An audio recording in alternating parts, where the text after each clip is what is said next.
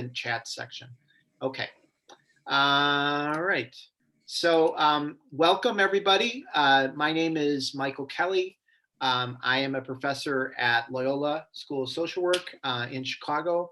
I am, like all of you, on quarantine, and this is the bedroom of one of our sons.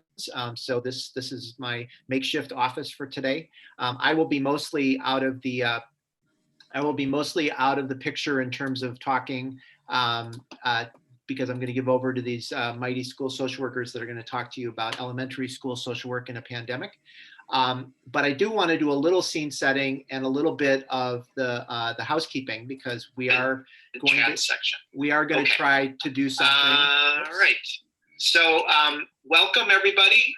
My name is Michael Kelly. I am a professor and that's one of the adventures when you have that delay. That's what happens unless you remember to turn it off. So, so I'm still Michael Kelly, but I am live talking to you right now. We are going to take you through the first of what are 5 planned webinars. So if you are interested in coming back, we would welcome you back if they fit any of the other topics that you are interested in. These are all webinars designed around the idea of school social work practice in a pandemic. Today will be the elementary school version, and we're excited to have you all here today. So a couple of housekeeping notes. I am asking people as they come in to be mindful of muting yourself if you're not muted automatically by Zoom. Also take yourself off video. We're going to only have the videos focus on the presenters today. So if you're on here, if you could take yourself off video, that'd be great. We're also going to make every effort to answer questions that people have, but the nature of the size of the group, we're already at 88 here. We're going to have other people on the YouTube stream. We're going to not be able to have voice-to-voice question and answer today, but we are going to be asking everybody to put any question they have in the chat. Kristen, who is my moderator for today, will also be tracking those. I will be tracking those. And we're going to make an effort to answer all of them today. And if not, we will definitely follow up with answers on schoolsocialwork.net. Okay, the other bit of housekeeping is on the chat right now, and I know more people have just arrived. This is the Google Drive shared folder that I've put together today that has all the materials that the school social workers you're about to hear will be speaking from. So you're welcome to go get those. You can go look at them right now as they're talking. There's also something on there that I'll say more about later, but it is a sign-up sheet, because one of the things we're hoping to do out of today, if people are interested in continuing the conversation and continuing to support each other during this pandemic, we are interested in hosting some professional learning communities on our School Social Work Network site. So that's totally optional. It's, there's no CEUs, there's no cost, but if people are interested in doing that, that is something that I'm committed to helping people do if they're interested in doing that together. Okay. All right. So one last thing, a commercial for me, and then I want to introduce Kristen and let's get us started. I at Loyola do a bunch of things. One of the things I do is the School Mental Health Advanced Practice Program. It is a 15-credit, 2-year postmaster's, 99% online certificate. I like to call it the things that you study in it, or all the things you either wish you'd learned in grad school or that you want to go deeper on in grad school.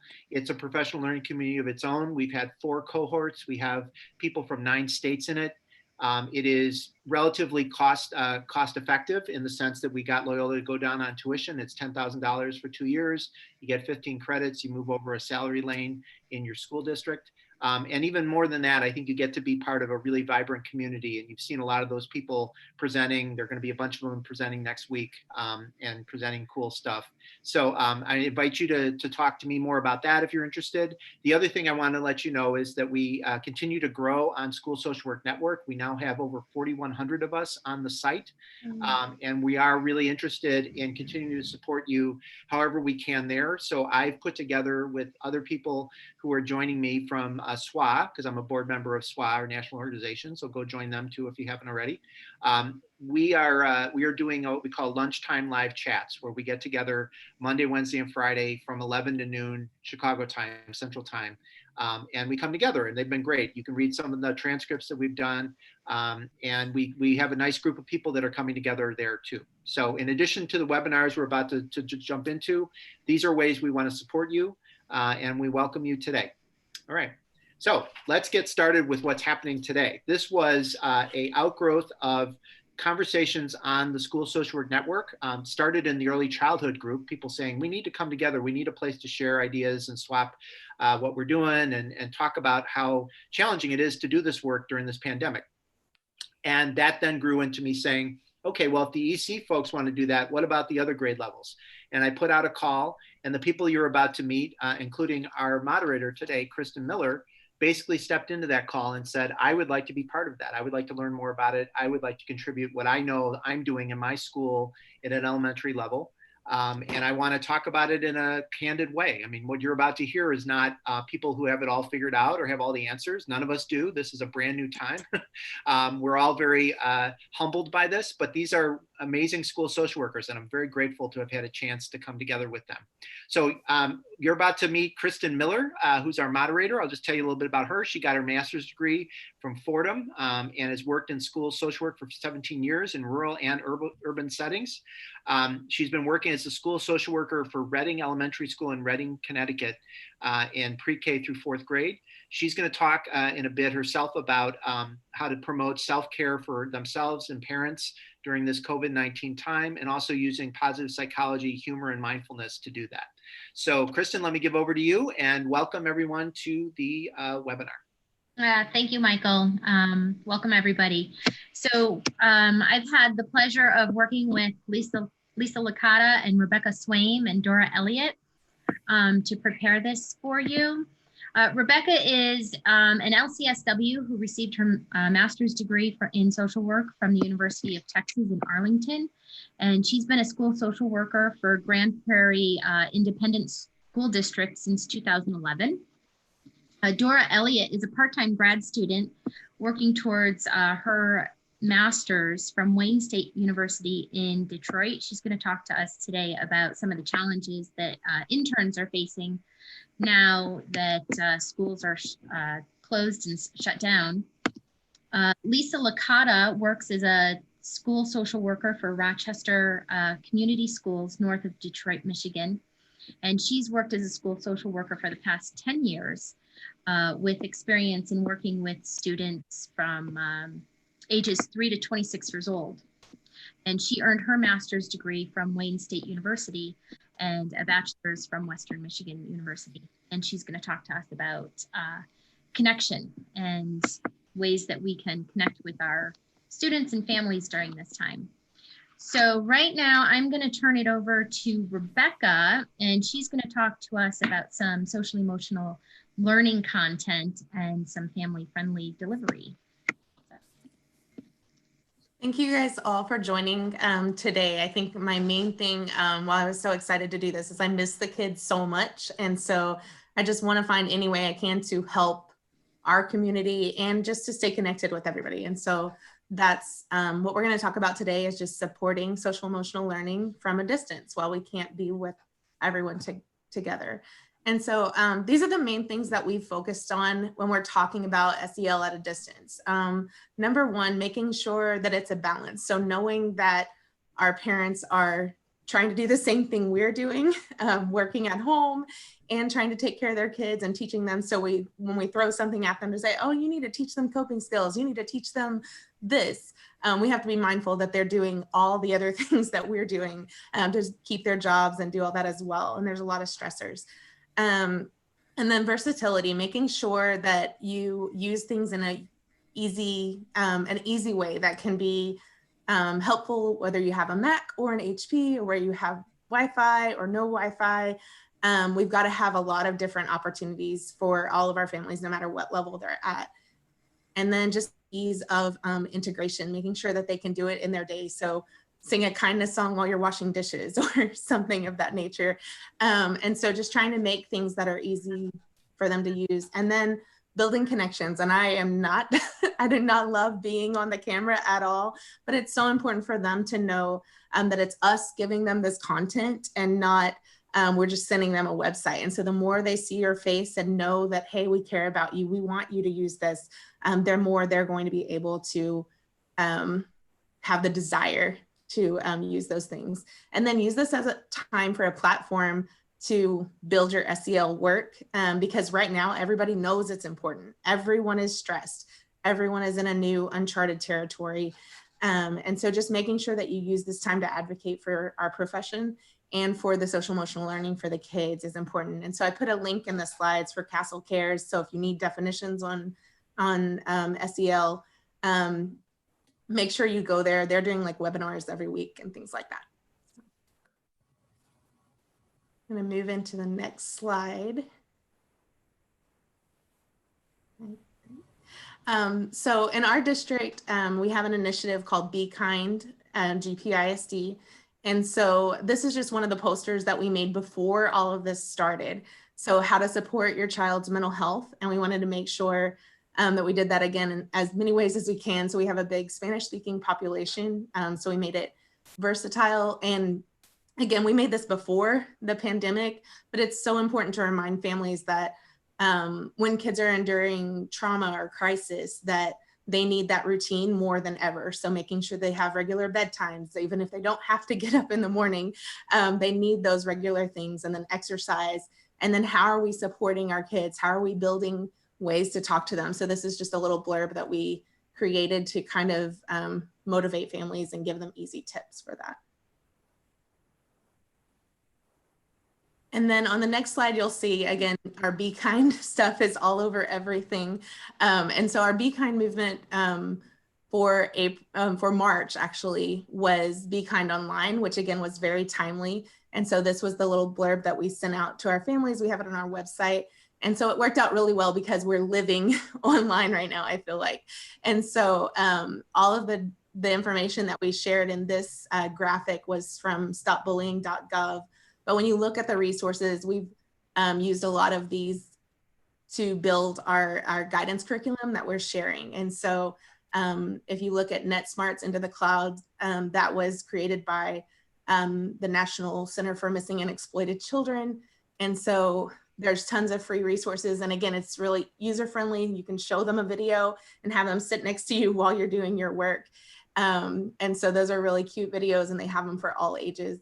And then Common Sense Media has done some really good stuff on balancing screen time and non-screen time. And how do we handle all of the tech in our life that we need right now, but keep our kids safe online and things like that as well. So that's another great site for you guys to check out.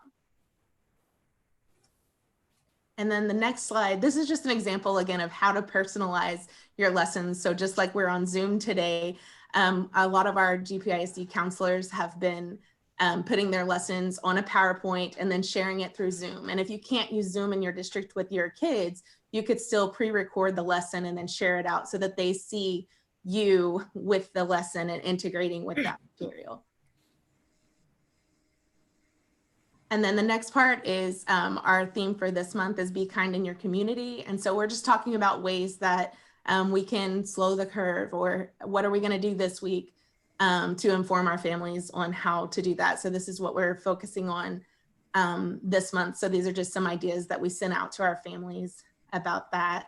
And then on the next slide, again, you'll see just our lessons that we're sharing with the family. So this month, because it's Be Kind in Your Community, we're working on how do we share empathy with everyone. And so if we look at Sanford Harmony, that's a free curriculum. So if you guys aren't familiar with that and you don't have a curriculum you're already using, that's a free resource that you guys can hop online, and the links in our handouts as well as below. It's a great story about a little alien coming to Earth, trying to figure out how to make friends and what all of our social norms are here. And so you can just use something like that just to make sure, again, it's easy for the families. So what we did was make sure that we made it a little bit more user-friendly. So I did like voiceovers for the story so that it was, again, connected to us, but they got the material in an easy way.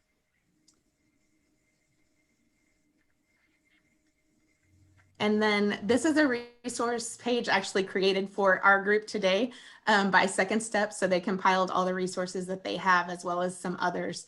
And there's just a ton of great resources if you haven't used them.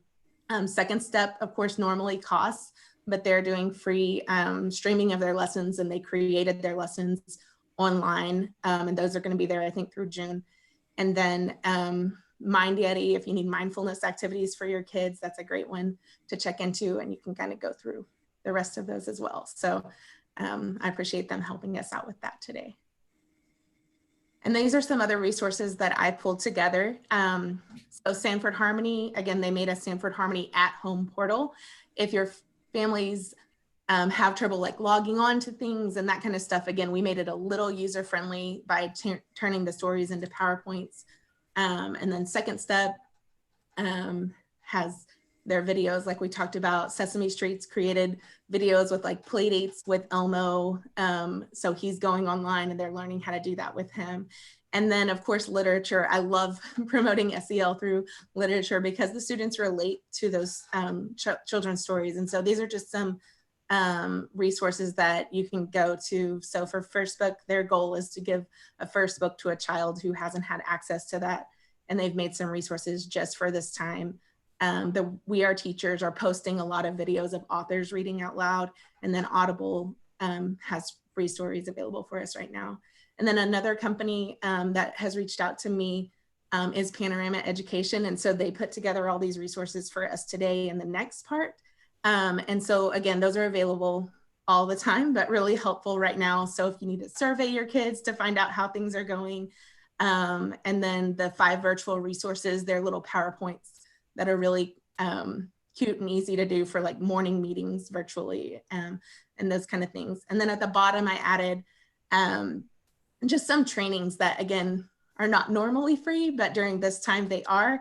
And so I think that's a great resource for us to really capitalize to better ourselves in our profession right now. And then I put some grief resources in there as well. So I think that's all I have for right now. And I'm going to turn it over to Dora.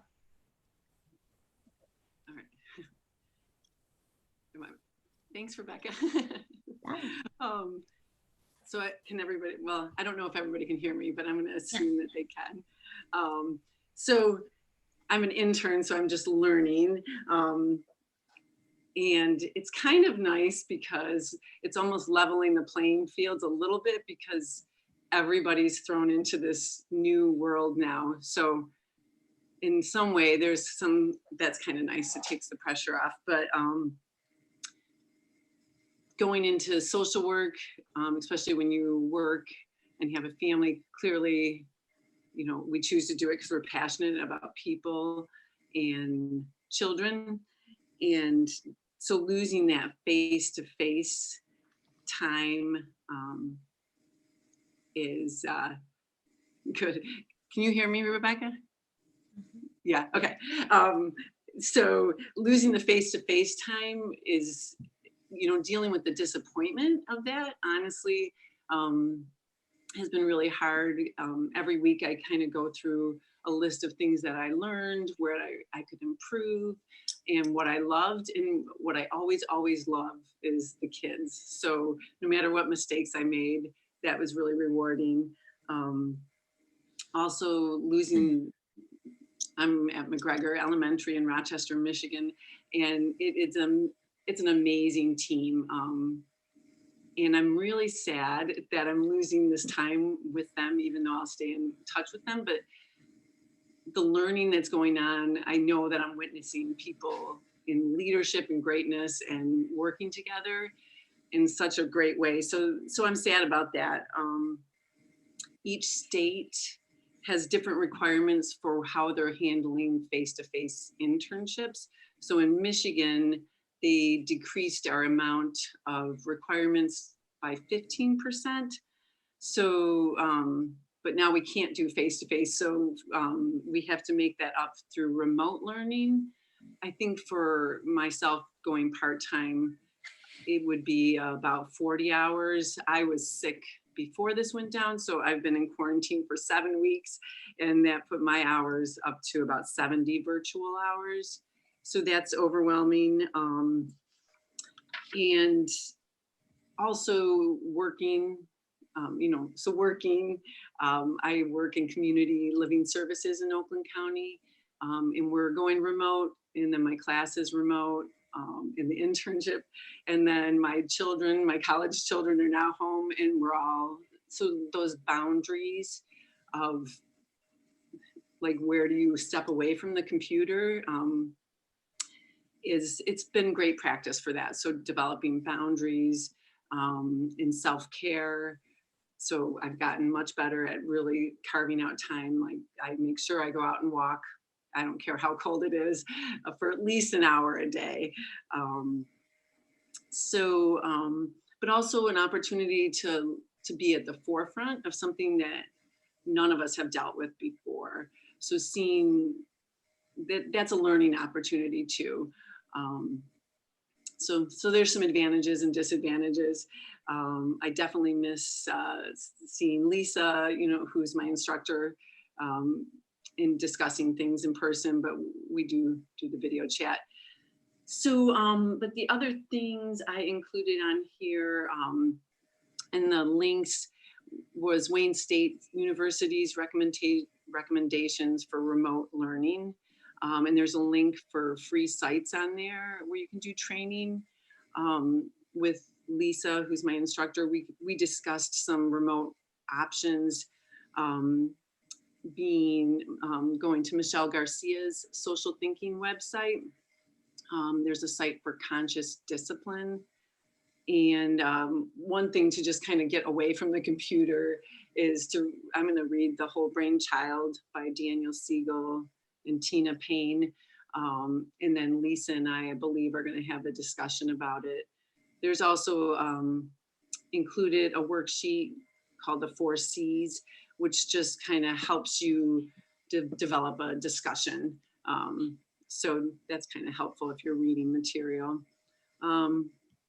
But yeah, so as an intern, I just have to hope that my internship next year will maybe be face-to-face. I'm really hoping it makes me appreciate people even more. And yeah, so it's been very interesting, and doing something like this, which, has been a great opportunity. So, okay, now I will pass it on to Lisa, who is my field instructor. And she has a lot of great stuff. Oh, thanks, Dora. Good job. So today, I first of all have to just take a deep breath because I'm a little bit nervous. This is really out of my box, which is really good because being uncomfortable is how we grow. That's Brene Brown, and it was really fitting that I was listening to her podcast today. So talking about the FFTs. If you guys don't know about it, I really highly recommend listening to her podcast. Yeah, MFO, I see you giving me a thumbs up. Yeah, so that's definitely one of these moments right now. So all of us are school social workers, and what do we love the most is our kids, right? And our staff, majority of our staff. Well, I love all of our staff, but and it's really hard during this time to love. The best part of our job is the kids and making those connections. So it's been really challenging, I know, for myself to really make those connections with my kids. And I don't know about you guys, but I know all of my families are so overwhelmed right now. They're getting so many emails from all kinds of different teachers, their speech path, social worker, resource, OT, other specials, their primary teacher. So it's just a lot. And I've been trying to think of ways to really connect, and because that's what this is all about. We can't do our job without the kids, and without our kids, this wouldn't be as fun. So thinking outside the box is really going to be helpful in terms of how can we connect. And today I'm going to talk about connecting with students, connecting with your community, your school community, and then connecting with our staff. So first of all, our student connection which is the best connection. So thinking outside the box instead of just the normal emails. I've been really trying to connect with them by writing postcards. I have some postcards right here. And this was really great because our union president and our union dues are being used for postcards. And they're providing us with as many postcards as we want and stamps as well. So that really takes the burden off of trying to find these things when you're stuck at home. So if you guys don't have a union, I recommend that you guys talk to your PTA to see if they have any funds available for that. And so far I've sent one postcard to every student. I was starting to do my postcards again today to send a second round. And I actually received some communication from some of my students' families. Instead of me reaching out, they reached out to me and just thanked me, and that they really enjoyed getting those postcards. So that was really great. Another way that we are connecting, and my staff and myself were creating videos. So a lot of our teachers did like a miss you video. It's just another easy way that you can upload it to Google Classrooms or whatever format that you're using right now. And it's just a nice way for kids to see you. I know a couple of my students have said that, our parents have said that the students have started crying when they've seen their teachers just because they miss them so much. So that's a nice way to, again, for that communication. Another way that I am trying to connect with my kids is by connecting through groups. So I'm formatting some groups that I know that I was working with these particular students. So I'm reaching out to their families to schedule a Zoom time every week. And I have actually assigned a host to one of the kids. So then that way they can take that Zoom meeting and then meet outside of time. So it's been really great for me to connect with them and then just create that student to student connection. So that's another way that I am providing my services, is by scheduling these Zooms together. So far I have 3 group Zooms where the kids are just talking to each other, and then I'm popping on once a week or every other week, and they really seem to enjoy that. So again, that student to student connection is really key, just as important as that student to teacher connection. Something else that we've been doing is birthdays, just to make kids feel special right now. We have teachers setting up Zooms, and for anyone that wants to participate, ancillary specials, paras, we've been just going and singing happy birthday over Zoom. My principal collects all the birthdays, and he does a weekly birthday message on YouTube. So that can be viewed by all of our school community. And so it's just really nice for students to get that message that even though we can't see you, we are thinking about you. And the kids just love that. So then next, we're going to talk about the community connection. When I think of community, I think of our parents, our grandparents, our kids, our staff, and everybody in between. So thinking about community, I know my school in particular has a lot of traditions that we've been doing.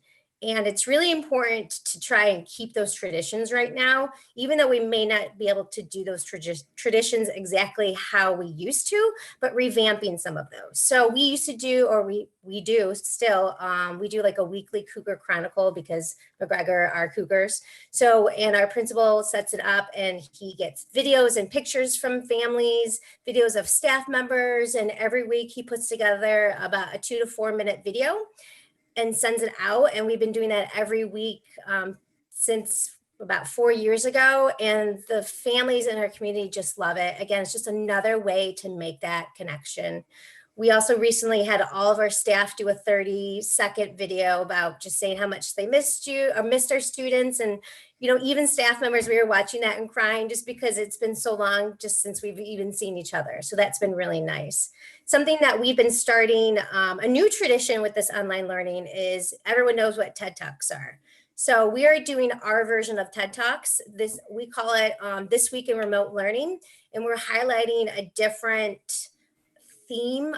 We just did one on routine, establishing routines within the online learning.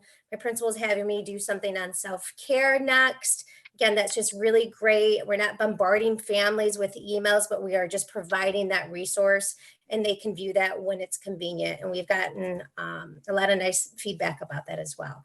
We've also talked about, we haven't set these up yet, but we've talked about trying to set up a parent-to-parent support group, just like how I set up some of my student-to-student groups on Zoom. So our thought is, just like we're struggling, parents are struggling too. And what better way to get parents to talk to parents? That is such a great support that we can create. Even just setting up families that normally wouldn't talk to each other, it's just going to help us bridge together to get through this even stronger. So that's been kind of in the works that we're talking about that. Our thinking is that we would possibly send out just a couple times during the week, send it out the Zoom, and then whoever joins. And the last thing in our community connection is the crisis hotline. which something that my district did last week in particular because we were on spring break. So we set that up. A lot of our social workers in the district volunteered. It was a volunteer basis, and some of our psychologists also volunteered. And it was just a way, since we were on spring break, for any family or student, if they're in need of crisis, since we weren't really doing a lot of connections that week, just to provide that opportunity for more support. I don't think anybody called, but we were also thinking about keeping that throughout the remainder of our online learning, because everyone's in a different place emotionally, and this is a great way for us to really support our district as a whole. Okay. And lastly, our staff connections. I know I miss my staff and my colleagues so much. They become your family. What we've been doing is having bi-weekly staff meetings, and whoever joins can join. We just have fun. Last week, our theme was like the dog. So everyone just showed their dog, and that was just a really fun way. I made a bingo about working from home. We didn't do our bingo connector yet, but hopefully we'll do that soon. So it's just trying to get creative in terms of how can you just establish those connections, and thinking more about our connections. I know my special ed team, we always meet once a week, and we're continuing that as well. So again, those traditions that we already have in place, we're moving forward, and we're just tweaking it a little bit differently. We're doing weekly Zoom collaborations. And so we're really taking this time as well to collaborate. And then we're watching webinars, since we have a little bit more time now than we would during the school year. So we are watching webinars, and then we're using our Zoom time to really debrief about it and really just expand our learning. So that's a really great opportunity to get better at our jobs and to keep our connections with our staff. We are also doing fun book clubs, and which we've been doing as well throughout the year, but we're doing it again. We're opening it up to more people. So that's been really nice. We are trying to read a non-work book just because that's just a little bit more fun. So, and that's been really cool, just again, to see everybody and connect. And then one thing that is a little bit unique about how we do our communication. Oh, if you want to just go back one slide. We've been doing a point person communication. And this is something that we just started when we did our online learning, when everything was kind of coming to a head with this big change. So we had each grade level volunteer a point person, and it was a grade level. Specials had a point person, special ed had a point person, ancillary has a point person, and I think the main office has a point person. So our principal will then communicate with our point people. Just information as check your emails tonight at 8 o'clock, some important information will be coming, or please send forward this paragraph of important information that we have to do tomorrow. So it's been a really great way of communicating that information, staying connected. So we're not sitting there waiting by our emails for more information, because we know during this time, what we need is information. And even though there isn't any information, this still kind of keeps our anxiety at bay. And it's been a really beneficial and efficient way to communicate. So that's been really great. So again, we're just trying to think outside the box. If anybody has any ideas, you can go to the next slide, Michael. If anyone has any ideas, I shared a Google link. The Google link has all of the ideas that I just talked about, but I would love to get more information, because I'm always trying to improve my practice, always trying to think about out of the box ideas and to connect. In connection. So please feel free to use that. Feel free to share that with your colleagues, with your staff, anybody you know, and encourage them to add ideas on there. So the more ideas we have, the better. And just so we can get through this, I know we all will when we put connection first. So, and talking more about connection, we're going to have Kristen talk about self-care, which is just as important. So. Thank you, Lisa. You're welcome. So one of the things we've been focusing on in our district is really promoting the use of positive psychology and humor and practicing mindfulness during this time. We just feel that taking care of our parents and the adults, who are then in turn taking care of our kids, is top priority right now, because if they're not taking care of themselves, then who's taking care of the kids? And my district is in an area that was hit pretty hard with the disease. And so a lot of our families have been directly impacted. So we're really trying to make sure that we're taking care of the mental health of all of the adults in the community. So Michael, you can go ahead to the next slide. So, so there are 3 topics that I'm going to really kind of touch on, because when you take care of your mental and your physical needs to face the stressful times, it can be the stress can be more manageable. Think of it like putting the oxygen mask on yourself before you put it on, you know, the person next to you or the person you're taking care of. So specifically, we're going to talk about positive psychology, humor, and mindfulness. So you can go ahead to the next slide, Michael. So gaining a sense of perspective in a crisis is the first step in coping. And some of the things we can do to keep things in perspective are knowing that changes that are occurring, these changes are occurring worldwide. It's not just happening to us. That what is happening and the isolation and the medical needs and the crisis are happening to everybody. And keeping that in perspective can not only make it more manageable, but also bring people together, because there are shared feelings and experiences that we are all going through at the same time. It can build a sense of community when we keep things in perspective. Positive thinking doesn't mean that you are, you know, just sticking your head in the sand and pretending that everything is normal and fine, because boy, do we know that it's not normal. But it is making sure that we get a healthy dose of positivity, even when we're in the midst of a crisis. It's that act of finding the positive in a negative. And one of the things that we are working on is really finding that we are connecting in different ways to our kids and connecting families with their kids. So one of the positives that our community is coming up with is that people are more connected. Before we left school, I had so many kids say to me, gosh, you know, I just wish mom and dad would just spend less time on their phone and more time playing games. And one of the positives that's coming out of this is that the families are spending more time together and they are disconnecting from that social media. And they will, you know, they're playing more games, they're doing puzzles, they're interacting with other families on Zoom or Google Hangouts. So those are some of the positives that are coming out of this. Another thing that we've been working on is gratitude, and really actively practicing gratitude and setting goals. You can go ahead to the next slide.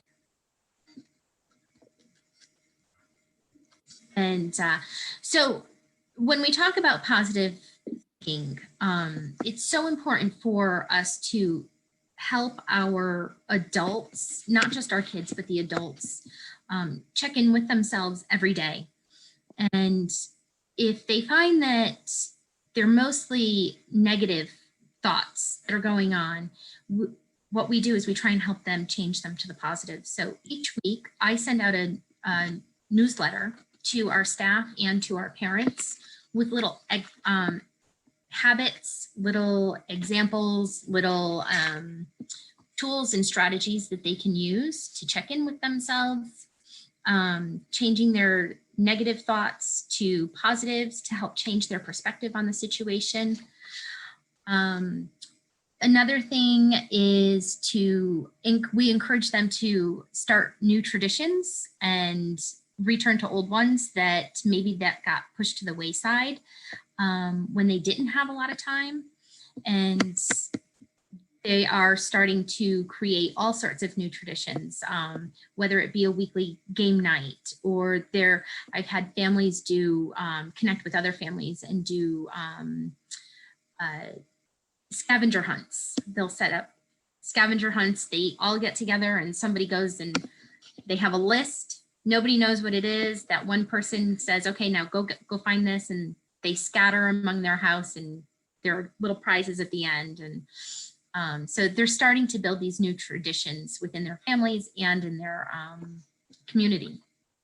So gratitude. It is so important to focus on things that we're grateful for again, because that pulls us into the moment and draws our attention away from the things that stir up all those negative emotions. So a gratitude list or a gratitude journal, finding 3 to 5 things out of your day that you were grateful for, so looking back, reflecting back. Something I came across recently was an example or a term called rambling gratitude. And that was the example that was given was, say you were going on a walk. Instead of just going on the walk, you actually actively find things on that walk that you are grateful for.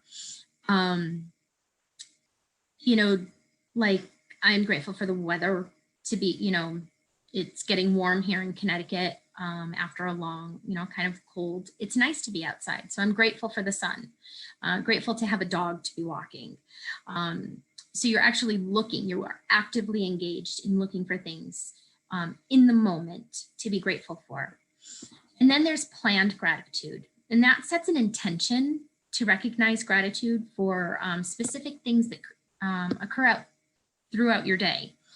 For example, when you first wake up, you say, okay, I am grateful for having this day home with my family, something I wouldn't have had had this crisis not occurred.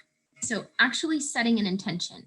If you're struggling with something during the day, identify that and find the positive in it and be grateful for what that can bring to your life in that moment. Head on over to the next one. And we will talk about setting goals. This is a great time to be setting goals because many of us have extra time on our hands. And you can use this time to learn something new, something you've wanted to do, pick up a new hobby. Also, if you find that you don't have a lot of time on your hands, that's also a good time to be setting goals, because maybe you feel overwhelmed or by the additional responsibilities. I know my families and my parents are just absolutely overwhelmed by the some of the additional responsibilities.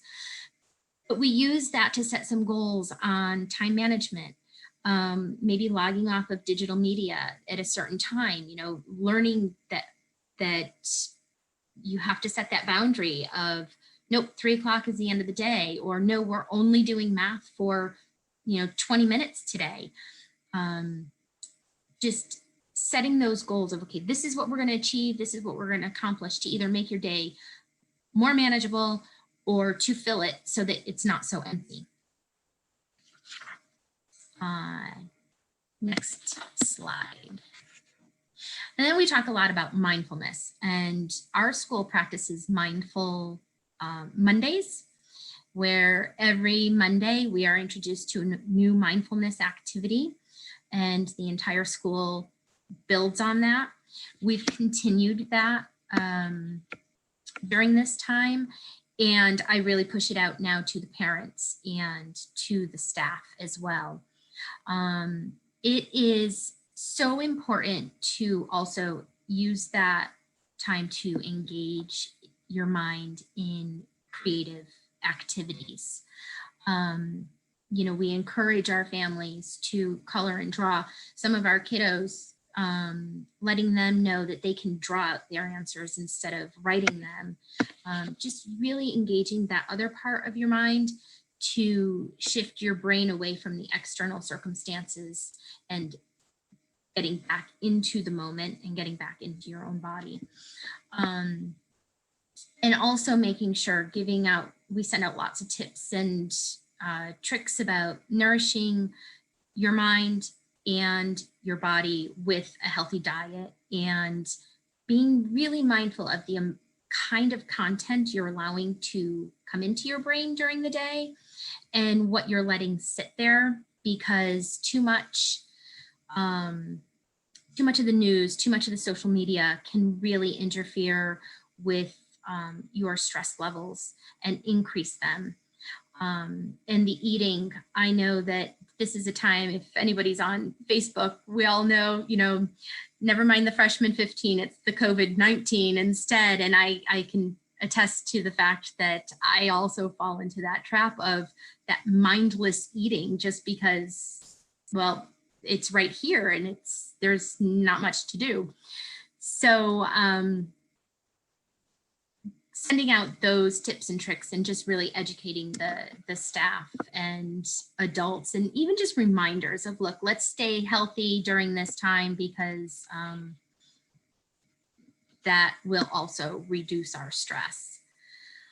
I included a couple of activities that we've done with our staff and our parents, just some quick mindfulness activities. So when you find yourself sitting at the desk for a really long time in front of the screen, maybe once an hour, you just do the yawn and cat stretch. And you yawn. A fake yawn will trigger a real yawn, and it will increase the oxygen you bring into your body. And then you stretch for 10 seconds like a cat. And as you exhale, you let out an ah. And it is just one way to just bring yourself back to a center. The next one is go on a mindfulness walk, which is very similar to the rambling gratitude walk. But in this walk, you're actually focused on your body, and you're focused on how you feel before you start. So you make note of how you feel and what you're thinking before you begin. And as you're walking, you are just paying attention to, what do I hear? What does the air feel like on my skin? What are the sensations that I'm feeling? You know, when I inhale, is the air cool? Is it warm? And then at the end of the walk, you take note of how you feel again. And you notice, okay, have my feelings shifted? So if you were anxious in the beginning, or you were tense, or you were maybe heightened a little bit or on edge, at the end of the walk, notice again how you were feeling. It just brings you back to the moment, and being mindful is all about being in the moment. And then another thing that we are doing is encouraging, belly breathing. And then there's always belly breathing. So one of these little strategies I send out to everybody each week. We encourage them to give us feedback, encourage them to practice it with these techniques, and the specific, like belly breathing, the cat scratch. We will encourage our staff and our kids to practice it throughout the day, multiple times of the day, until it becomes mastered. And at this point in time, we're doing the same for our adults also. And then the last slide, was there another slide on there about Michael? Hi, I'm back. No, I did not see any other slides there. Was there something to... There was one more. That's okay. I just wanted to talk about finding humor. It's all right. Oh, you know, there was. Let me go poke and find it. But keep going. It's okay. So just really focusing on laughter, on humor, finding the humor in the situation. It definitely increases the feel-good chemicals in the brain and provides a feeling of connectedness to other.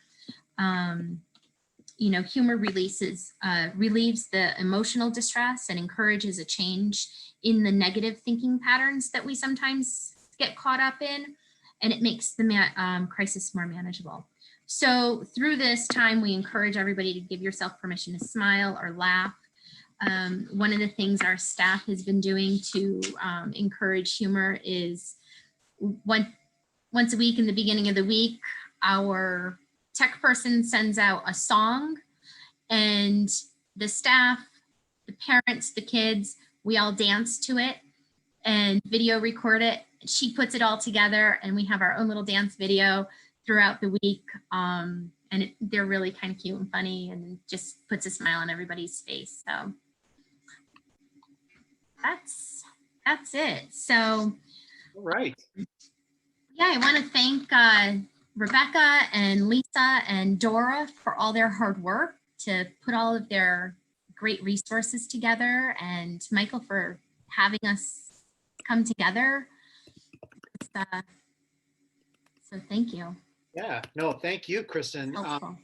The focus of elementary school, in the chat, there's a lot of good questions that I'll make sure we get to in a second, Kristen, but several people agreed that you would be a great yoga teacher. I don't know if you do any breathing exercises, or like, I feel like I was getting meditative just listening to you talk about all those things. I wanted to go on a rambling walk right now, and unfortunately I'm sitting here in my kid's bedroom.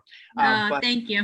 But yeah, I mean, as I listened to all of you, I could just hear, first of all, I could just hear how much you miss your kids and love your kids, but also just how much you remind me. I was an elementary school social worker for 6 years myself, and just the way you talked about the kids, the stuff you're doing, it's so evocative of the time where I got to do that with the kids.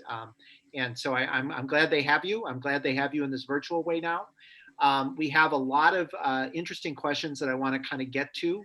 I also was asked by several people in the chat about the certificate program that I run. I'll post a link to that too while we're going.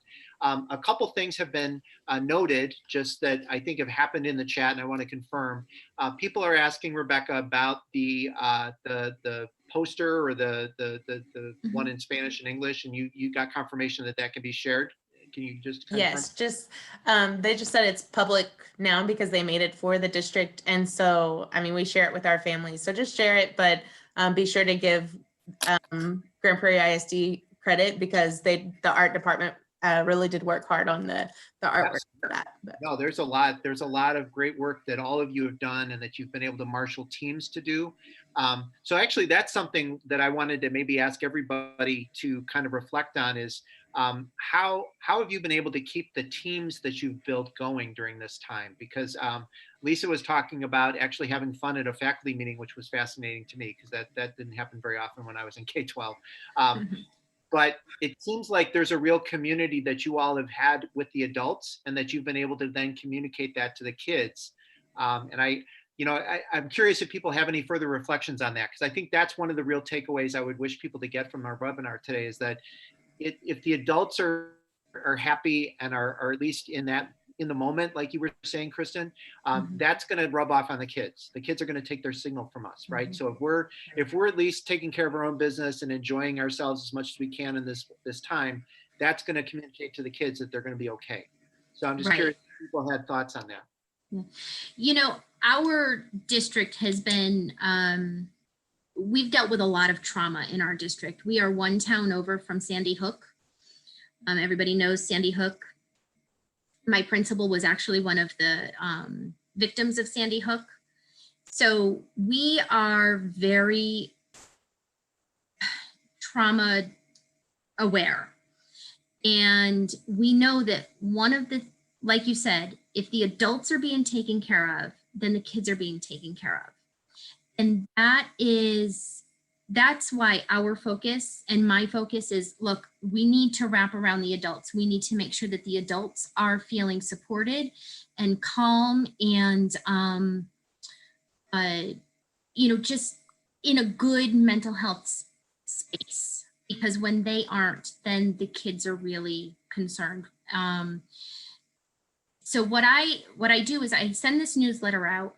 I have office hours available for all of the adults, parents, and staff alike. I join their team meetings and we talk about how everybody's feeling.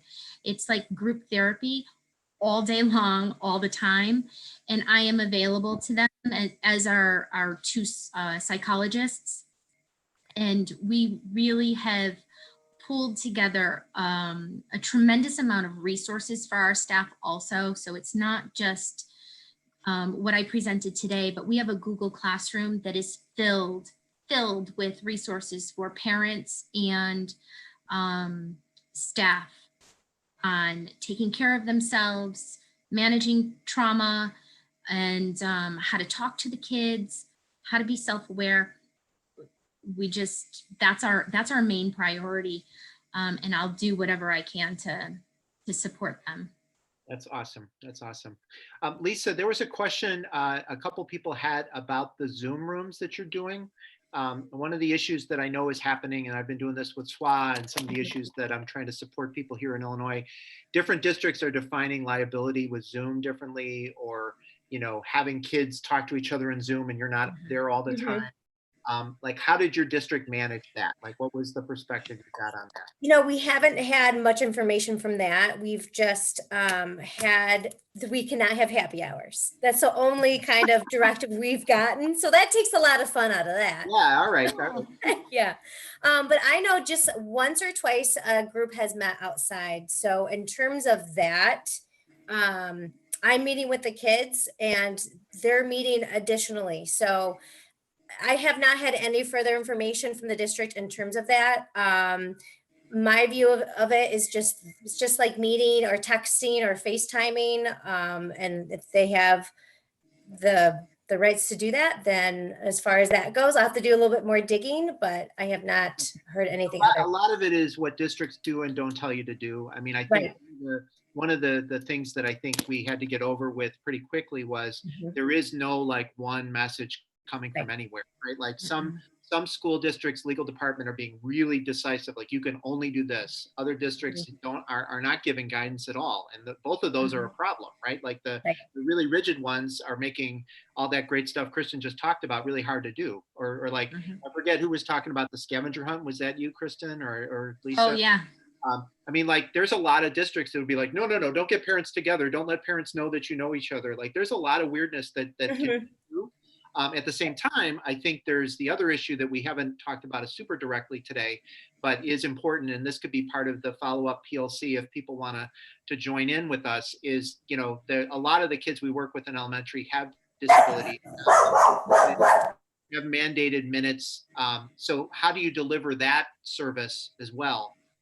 Rebecca gave some really good examples of putting together. I love that image of a teacher or a social worker delivering a lesson on Zoom, so the kids can go at least see you while they experience it. I think that's really powerful. But again, every district is taking a little bit of a different take on this. Another thing that's happening clearly is some districts are in states where they've said the rest of the school year is done in terms of being in person. Other districts states haven't made that call. So like all that's still happening. So anyway, lots to consider. Right. And I know just in terms of my particular building, we really take on a lot of leadership initiatives in terms of we have a lot of great ideas. So at least my philosophy, and I might be a little bit solo on this philosophy, is that instead of, ask then do, right now we're doing and then we're asking. Yeah. Because we can't wait forever for information that we may not ever get. Right. So I think in this point, our district is really sending a strong message of connection. Yeah. Just connect. So we're really just thinking outside the box. I think that's really powerful. And one of the things that we talked about with the SWA FAQ and some of the documents that we put together at SWA was, because there is no one answer coming from anywhere, the feds, the states, or districts, you almost have to do kind of four things. And the first thing we heard a lot of today from really tremendous presentations, which is how do you do self-care for yourself and the other adults so that you can actually do any of this work? Like if you're worried all the time, if you're not sleeping, if you're frustrated, you're not going to be able to do this stuff for the kids or the parents. The second thing is you got to get your district to tell you at least something, whether it's what you said, Lisa, about, hey, go try things, or here's your parameters, here's what we do or don't do. The third thing is you have to get to some sort of government source, whether it's CDC, SAMHSA, Department of Education, your state board of ed, find out at least what their guidance is. The problem is it's guidance. There's very little that's coming out that's like, this is what it is, right? So even there, it's not going to answer everything. And then the fourth thing, because we're all social workers on today, is we have a code of ethics, and the code of ethics has some pretty strong messages about boundaries and about, being really responsive to clients. So that's kind of what we're recommending people do, is to try to take those four things and try to somehow make them work. And I think what we saw today was a lot of examples of how you So I want to just say a few more things before we go. The first is that we are going to welcome any and everybody who wants to follow up on with us. People have put some of their emails in the chat if people are interested. Rebecca did. Lisa and Dora and Kristen, if you're willing to share your email or Twitter, put that in there so people can find you. We are going to up with people if they're interested in doing a PLC. The PLC would happen virtually. Obviously, it's what we're doing now. We'll be doing it on School Social Work Network. We are going to be having 4 more of these. We're going to have one for high school starting on Monday, one for alternative ed, early childhood, and middle school. So if you're interested in those things, come on by again. Same thing with lots of great practitioners. Otherwise, I just want to say I enjoyed getting to know Rebecca and Kristen and Dora and Lisa, and I look forward to talking to you all more. I encourage you all to stay in touch. All right. So thank you all for coming today, and we will see you next week for the rest of the webinars. All right. Thank you. Thank you for having us, Thank you, Michael. Thank you. Thanks, guys. So people are going to be signing off. We can do this. Let me just stop recording right now. All right, good. So let's do this, guys. Let's not debrief just yet because there's going to be people sticking around. Let's plan to maybe get through the rest of the webinar